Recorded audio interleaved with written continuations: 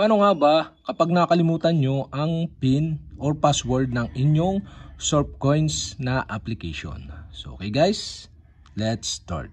So ang gawin nyo lang, punta lang kayo sa inyong Surfcoins application.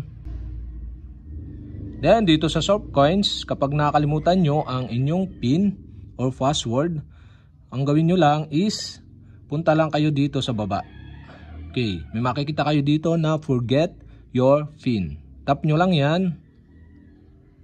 Then maglo-loading. Then kailangan mo ma-receive yung PIN. Ito na yung OTP or one-time password. So type nyo lang dito sa may screen na ito.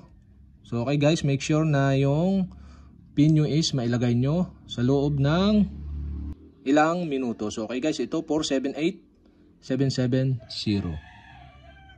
478770.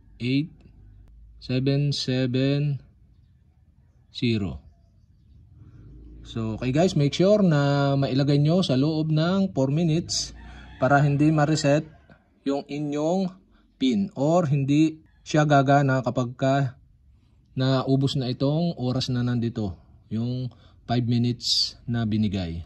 So kailangan nyo ma-enter nyo dito, then tap nyo yung submit kapag na-enter nyo na. Then maglo-loading na yan. Then dito naman makita kayo na forget PIN page. So enter new PIN and confirm PIN. So enter nyo lang yung bagong PIN nyo dito. So for my example, so type natin is 1, 2, 3, 4. So 4 digit nga lang pala yung ating kailangang ilagay or 4 digit number. So okay guys, dito naman sa confirm, so i-type nyo ulit yung inyong PIN. So 1, 2, 3, 4. So click nyo na yung submit button.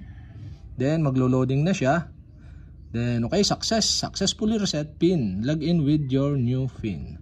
So okay guys, successful tayo na nakapag recover or kapag nakalimutan nyo yung inyong PIN. So ganun lang ang gagawin. So tap nyo na yung done. Then enter nyo na yung inyong new na PIN. So okay, 1, 2, 3, 4 yung ating PIN. Then maglo-loading na siya.